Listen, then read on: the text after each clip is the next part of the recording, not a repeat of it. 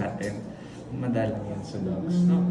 So, ang common sa kanila, if not heart-related, is reflex syncope. So, it's this one.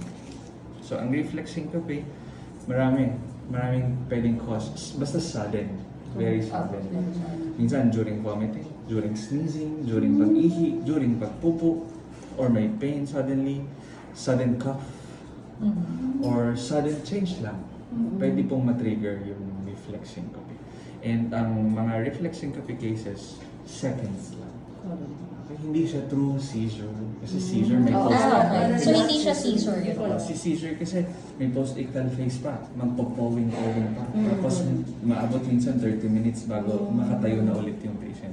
So for reflex syncope, mabilisan seconds to 2 minutes. Ito yung mga possible. Basta sudden change. Anything sudden. May patient kami na biglang bila ng owner. Pagkabuhat, namigas. So, anything Ito siya, yung una niya, pagkagising niya, kasi natutulog yes. siya eh. Tapos nagka. Pag bigla siyang tumayo, tapos tatalon sana siya, doon siya natumpang. Yung una. Yeah. Tapos biglang nawiwi siya. nawiwi siya. So that's reflex. So okay lang ba yun? So, not okay, especially kung during may ginagawa siyang detrimental like eating, Okay. baka mag-choke.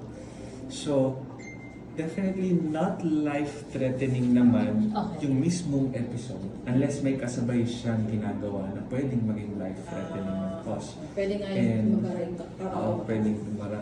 And yung cause niya, since hindi siya heart-related, reflex lang talaga, walang gamot. Need lang nating i-watch kung saan yung triggers niya as a dog. Para yung mga triggers niya na yun yung pwede nating i-control. Yun kasi nabilis ang kain niya, yung subo niya. Kaya Gutom na gutom. bigla siyang gumanon eh. Ang tagal niya pa eh. Tapos parang nanigas yung body. Yung body.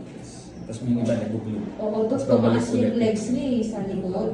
Parang nanginginig. Oo. Nagpanik ka. Pero biglang gumanon naman siya kasi siya yung kusang tumayo eh, na tumakas. Tapos hinahinapin niya yung pagkain niya. Oo.